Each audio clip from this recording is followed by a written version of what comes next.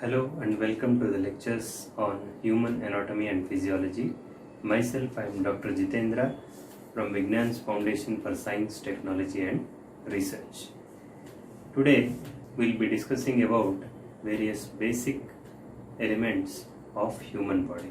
We have seen that cell membrane is a semi-permeable membrane, and so is the membrane of various organelles within the cell. And these membranes have selective permeability. The substances cross these semi-permeable membranes through various mechanisms. Plasma membrane that acts like a fence, and this plasma membrane is what regulates what moves into and out of a cell. The membrane is comprised mainly of phospholipid molecules and has protein molecules scattered throughout its structure.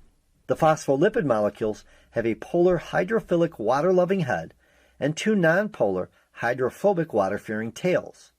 The membrane is formed as the heads face out and the tails face in, forming a bilayer, as you can see here. The inner part of the cell, called the cytosol, is here, and the outside of the cell is surrounded by a fluid called interstitial fluid. Substances move into and out of a cell through several different processes. We can broadly classify these transport mechanisms into three ways. First is passive transport, second is active transport, and third is bulk transport. Now let's see how substances cross the cell membrane or plasma membrane through these mechanisms. The first one is passive transport. As the name itself suggests, passive, it means which does not require any additional factor for this type of transport. And this passive transport always occurs along the concentration gradient. Concentration gradient in the sense the concentration of solute or solvent on either side of the membrane. Based on these concentrations, the substances move from a region of higher concentration to a region of lower concentration. So, in passive transport, the substances move towards downhill. It means from a region of higher concentration to a region of lower concentration. And these passive transport mechanisms can be distinguished into three types. One is passive diffusion or simple diffusion, facilitated diffusion or carrier-mediated diffusion, and osmosis. So these are the three different types of transport mechanisms which can be categorized as passive transport mechanism. Now let's see about diffusion or simple diffusion, or it is also called as passive diffusion. In diffusion, the name itself suggests that the movement of solute, it occurs from a region of higher concentration to a region of lower concentration, and this transport is downhill transport. Membrane transport. So how do substances move into and out of a cell? Well, cells have a plasma membrane that acts like a fence, and this plasma membrane is what regulates what moves into and out of a cell. The membrane is comprised mainly of phospholipid molecules and has protein molecules scattered throughout its structure. The phospholipid molecules have a polar hydrophilic water-loving head and two nonpolar hydrophobic water-fearing tails. The membrane is formed as the heads face out and the tails face in, forming a bilayer, as you can see here. The inner part of the cell, called the cytosol, is here, and the outside of the cell is surrounded by a fluid called interstitial fluid. Substances move into and out of a cell through several different processes called membrane transport. There are two main processes: passive transport processes and active transport processes. The main difference between the two is that passive processes do not require energy expenditure, and active processes do require the cells to expend energy. Let's start by looking at the passive processes, which include simple diffusion, facilitated diffusion, and osmosis. Diffusion is the movement of a substance from where it has a high concentration to where it has a low concentration, or the tendency of a substance to spread out evenly over a given space. For instance, when a sugar cube is dissolved in water. Over time, the cube will dissolve and eventually spread out evenly in the water until it reaches equilibrium. Diffusion occurs down a concentration gradient, which is a difference in concentration of a substance between two areas. So the sugar molecules will move from an area of high concentration to an area of low concentration. Cellular diffusion is when diffusion of a solute, which is a dissolved substance, occurs across the plasma membrane from an area of high concentration to an area of low concentration. This is dependent on the concentration of a substance in the interstitial fluid outside of the cell and the cytosol inside of the cell. This can occur through simple diffusion or facilitated diffusion. Simple diffusion occurs with solutes that are small and nonpolar. By being nonpolar, they can move in between phospholipid molecules that form the plasma membrane because the interior region of the membrane is nonpolar. Some of the materials that move by simple diffusion include the gases oxygen and carbon dioxide and small fatty acids. So if there's a higher concentration of oxygen O2 molecules outside of a cell, they can move down the concentration gradient, across the membrane without assistance, and into the cell as long as the concentration gradient exists. And if there's a higher concentration of carbon dioxide CO2 molecules inside a cell, they can move across the membrane without assistance, out of the cell into the interstitial fluid. So again, simple diffusion is when nonpolar molecules pass directly through a membrane. We have seen that the plasma membrane is a semi-permeable membrane and it is made up of two layers of phospholipid molecules with hydrophilic moieties towards the exterior and the hydrophobic moieties towards the interior. So, substances which are having either water solubility or lipid solubility, they simply dissolve in this hydrophobic and hydrophilic moieties and they cross this semi-permeable membrane. Example, water-soluble substances such as sodium, potassium and calcium, they simply dissolve in water and they diffuse through this hydrophilic moieties. Whereas lipid-soluble substances such as oxygen, carbon dioxide, fatty acids and steroids, they dissolve in this hydrophobic moieties of plasma membrane and they diffuse from a region of higher concentration to a region of lower concentration. Take carbon dioxide for example. When cells undergo cellular respiration, a lot of carbon dioxide accumulates in the cell. On the other hand, there is very little carbon dioxide present outside the cells. Hence, the carbon dioxide molecules move outside the cells. Now, there is very little oxygen left after respiration in the cells. So the oxygen from outside the cells moves in through the plasma membrane to make up for the lost oxygen. That means carbon dioxide moves out and oxygen moves in. Both the gases move from their area of higher concentration to an area of lower concentration. And this diffusion process does not require energy. Diffusion is one of the processes by which transportation of several substances is carried out across the cell membrane. The next passive transport mechanism is facilitated diffusion. Facilitated diffusion, as the term itself suggests, that this diffusion is facilitated by an external factor. And this facilitated diffusion is followed by those substances which cannot diffuse through the semi-permeable membrane. Example, glucose, amino acids and intrinsic factor. These substances which cannot diffuse through the semi-permeable membrane, they cross the plasma membrane or organelle membrane through a carrier. And this carrier facilitates the diffusion of the substances from one side of the membrane to the other side of membrane. And these carriers are generally proteins which lie on the cell membrane, and this transport is rate limited since it is based on the number of carriers available. for transport. We have seen two different types of diffusions: passive diffusion or simple diffusion and facilitated diffusion. The second type of diffusion is facilitated diffusion. This applies to solutes that are small and either charged or polar. Because these solutes are polar, the nonpolar phospholipid bilayer blocks them from passing through the membrane and into or out of the cell by simple diffusion. However, they can pass into and out of the cell with the assistance of plasma membrane proteins through a process called facilitated diffusion. There are two types of facilitated diffusion: channel-mediated diffusion and carrier-mediated diffusion. The difference between the two is the type of transport protein used to move the substance across the membrane.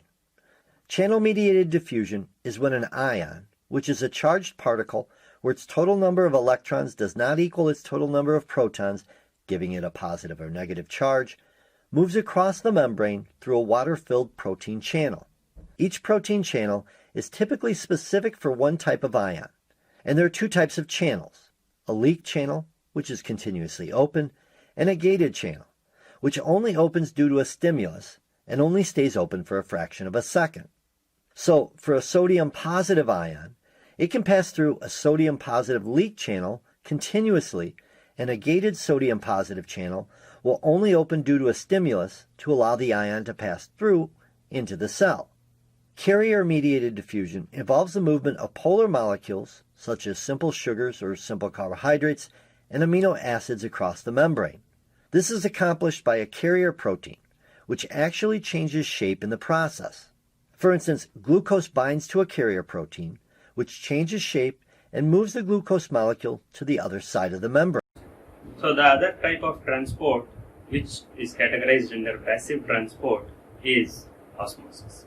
Unlike the diffusion, in which the solute moves from a region of higher concentration to a region of lower concentration, in osmosis, the solvent moves from a region of lower concentration to a region of higher concentration through a semi-permeable membrane.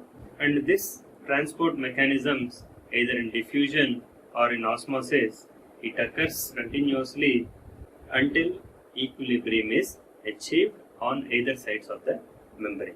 This process of osmosis can be easily explained by placing a red blood cell in a solution that is either isotonic, hypertonic, or hypotonic. An isotonic solution is a solution in which the concentration of the solute is equal on both sides of the membrane. Whereas in hypertonic solution, the concentration of the solute is higher on one side of the membrane.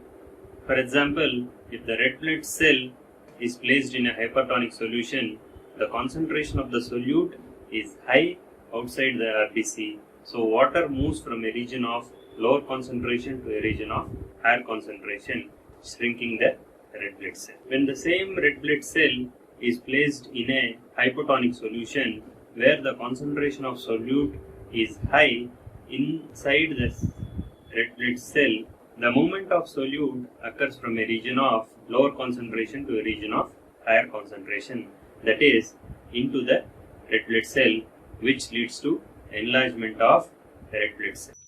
Osmosis is defined as the movement of water from higher water concentration to lower water concentration through a semi-permeable membrane. So let's say we have this container which is partitioned by this semi-permeable membrane. Now we add sugar solutions at both these sides. However, the concentration of each is different. Here we add concentrated sugar solution, while here dilute sugar solution. That means the concentration of water in this solution is obviously more compared to this. So after some time, we see water molecules moving from this side of the partition to this side. And how long will this movement take place? It will occur till the concentration of water is balanced, that is, equalized on both the sides. This is nothing but osmosis. Now let's see the other transport mechanism, which is called as active transport mechanism. The difference between passive transport and active transport is that the movement of solute occurs from a region of higher concentration to that of lower concentration, that is, towards its concentration gradient without the requirement of any external factor such as energy. Whereas in active transport, the movement of solute occurs from a region of lower concentration to a region of higher concentration, that is, against the concentration gradient, or which is also called as uphill transport. And this transport requires energy in the form of ATP, which is once again mediated through a carrier or a protein. Now we can differentiate the carrier mediated transport in facilitated diffusion and active transport. Both these transport mechanisms, they require a carrier for the movement of solute, but this carrier operates in the presence of ATP in the case of active transport, whereas the carrier which is involved in facilitated diffusion does not require energy for its movement across the cell membrane. The most common example of active transport is sodium-potassium pump, which is present in almost all the cells and which is involved in maintaining the sodium and potassium levels on either sides of the membrane. We know that there are various ions which are present in the intracellular fluid and in the extracellular fluid, and this concentration of ions are to be maintained by homeostatic mechanisms. Here, this sodium-potassium pump plays a very important role in maintaining the ionic concentrations on either side of the membrane. And this sodium-potassium pump utilizes approximately 30% of the cell's ATP that is generated for the transport of sodium and potassium across the cell membrane. Active processes require the use of cellular energy for membrane transport. There are two types of active processes: active transport and vesicular transport. Active transport is the movement of a solute against its concentration gradient, or going from an area of low concentration to a place of higher concentration. Vesicular transport is the transport of large substances across the plasma membrane by a vesicule, which is a membrane-bound sac filled with materials. Active transport has two types: primary active transport and secondary active transport. In primary active transport, cellular protein pumps, called ion pumps, move ions across the membrane against their concentration gradient. Let's take a look at an example. Here we have a membrane along with a sodium positive and potassium positive protein pump. 3 sodium ions and ATP bind to the pump, ATP being like fuel or the form of cellular energy. In order to release that energy, ATP breaks down into ADP and P. P binds to the pump, and the release of energy causes the pump to change shape and release the sodium positive ions into the interstitial fluid. 2 positive potassium ions bind to the pump, and the P produced by the ATP is released into the cytosol of the cell. The transport protein, or pump, reverts back to its original shape, releasing the positive potassium ions into the cytosol, and the pump is ready to do its job again. In secondary active transport, a substance is moved against its concentration gradient by using energy provided by the movement of a second substance down its concentration gradient. So, a substance that is moving from a place of high concentration to low concentration will provide the energy to move a second substance from a place of low concentration to high concentration. There are 2 types of secondary active transports: symport, where 2 substances are moved in the same direction, and antiport, where 2 substances are moved in opposite directions. In our example here, we have positive sodium ions moving from high concentration outside of the cell to lower concentration inside of the cell. A symporter will use the energy created by this to move a glucose molecule from a low concentration area to a high concentration area. And here we have an antiporter. Again, using the energy from moving positive sodium ions from high concentration outside of the cell to lower concentration inside of the cell, and H positive is moved up its gradient and outside of the cell.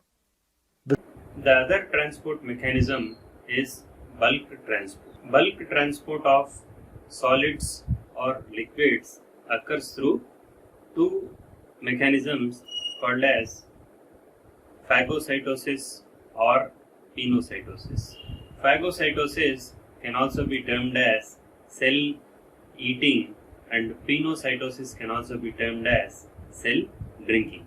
That is, transport of solid substances across the cell membrane is called as phagocytosis, and transport of liquid substances across the cell membrane is called as pinocytosis, where the plasma membrane engulfs around these solid or liquid particles which are in close proximity to that of the membrane, and it forms a vacuole, and this vacuole is diffused into the cell and the contents are released into the cell. So in this way, those substances which are bulkier and which cannot cross through the plasma membrane are transported using this bulk transport mechanisms. Transport involves the transport of larger substances, such as proteins or large carbohydrate polysaccharides, across the plasma membrane.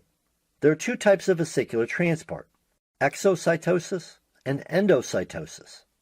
In exocytosis, materials are secreted from the cell to the interstitial fluid outside of the cell. Typically, membranous vesicles, formed by the Golgi apparatus, transport materials to the cell's membrane. At the membrane, the phospholipid molecules that make up the vesicle fuse with the phospholipid molecules that make up the plasma membrane, and the contents of the vesicle are released outside of the cell. The vesicle membrane now becomes part of the plasma membrane. In endocytosis, the plasma membrane kind of traps the substance by folding inward. The lipid bilayer then fuses to form a vesicle surrounding the substance. There are three main forms of endocytosis: phagocytosis, pinocytosis, and receptor-mediated endocytosis. In phagocytosis, a large particle is engulfed by the newly formed vesicle, and this vesicle fuses with a lysosome, which is a membranous vesicle that contains digestive enzymes that break down the particle into its component molecules. Phagocytosis is also called cell eating. Pinocytosis, which is also referred to as cell drinking, is when the plasma membrane folds inward and engulfs droplets of interstitial fluid that contain dissolved solutes that can be used by the cell. Receptor-mediated endocytosis involves using receptors on the outside of the plasma membrane. These receptors bind with molecules in the interstitial fluid, and the membrane folds, enclosing the receptors and the bound molecules, to form a vesicle for transport within the cell. One last thing to note: both vesicular transport processes, endocytosis and exocytosis, require energy. In this class, we have seen various transport mechanisms across the cell membrane. To summarize in brief, there are three transport mechanisms. One is simple diffusion, active transport, and bulk transport. Under simple diffusion, we have seen passive transport, facilitated diffusion, and osmosis. Whereas under active transport, we have seen carrier mediated transport, whereas under bulk transport, we have seen phagocytosis and pinocytosis. Diffusion always occurs from a region of higher concentration to a region of lower concentration, and this type of transport does not require energy. Passive transport or passive diffusion involves movement of solute from one side of the membrane to the other side of the membrane along their concentration gradient.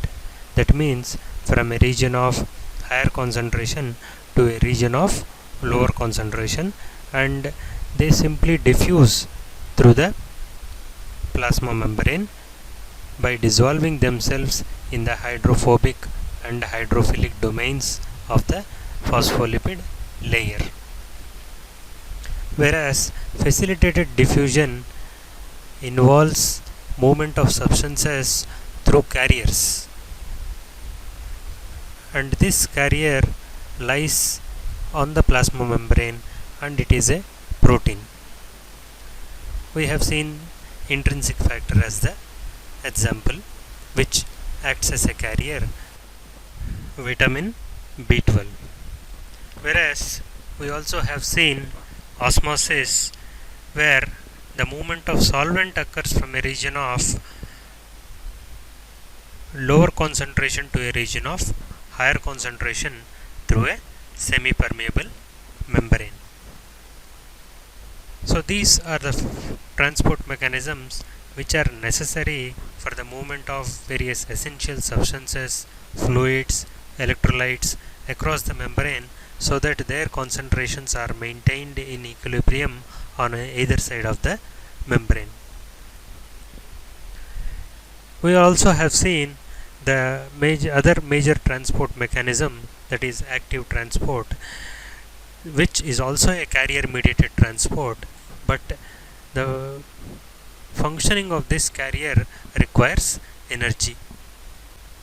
And another difference between this carrier mediated transport is the movement of solute occurs from a region of lower concentration through higher concentration. This means the substances move against their concentration gradient, that is, towards a downhill transport. And we also have seen how the ionic pumps are involved in regulating the ion levels on either side of the membrane. Now we also have seen the bulk transport mechanism, which is necessary for the transport of substances which are larger in size and which cannot easily diffuse through the membrane, or which do not have an carrier. And bulk transport involves phagocytosis, which is nothing but cell eating, and pinocytosis, which is nothing but cell drinking. So these are the most common transport mechanisms which occur in the cell and the cell organs.